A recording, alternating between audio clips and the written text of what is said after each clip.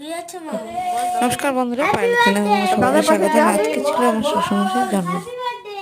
বাড়িতে সেই মতোই আজকে আয়োজন হয়েছিল। আর দেখো, আমার শাশুড়ি মায়ের একটা কেক এনেছিল, ফুড কেক, আর এদিকে রান্না বান্না হয়েছে শ্বশুরমশাইয়ের জন্য। আর মেয়ে এদিকে দাদাকে হ্যাপি বার্থডে বলছে, তাই এদিকে কেক কেটে দাদুকে খাইয়ে দেবে, ও দাদুকে খাইয়ে দেবে, ওই জন্য দাঁড়িয়ে আছে। আর তার সাথে দেখো বাড়িতে আজকে কি কি রান্না হয়েছে তোমাদের সাথে শেয়ার করবো। এদিকে আমার ননদও আছে, আমার ননদ খাইয়ে দিচ্ছে আমার শ্বশুরকে, আর শ্বশুরও খাইয়ে দেবে ননদকে।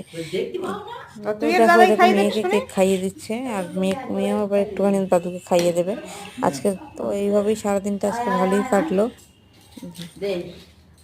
আর এই যে কথাও এবার খেতে বসবে, আগেও দাদুকে বললো আগে দাদুকে খেতে দাও, তারপরে আমি খেতে বসবো। এই জন্য দাদুকে আগে খেতে দেওয়া হয়ে গেল। এবার দাদুর জন্য কি কি রান্না হয়েছে আজকে সেটা তোমাদেরকে দেখো। কি আজকে দাদুর জন্য রান্না হয়েছে, আজকে হয়েছে 5 রকম ভাজা। হচ্ছে শাক ভাজা, কুমড়ো ভাজা, আলু ভাজা, বেগুন ভাজা, মাছ ভাজা, তার সাথে আছে ডাল, পার্শে মাছের ঝাল, পায়েস, চাটনি, আর আছে মিষ্টি।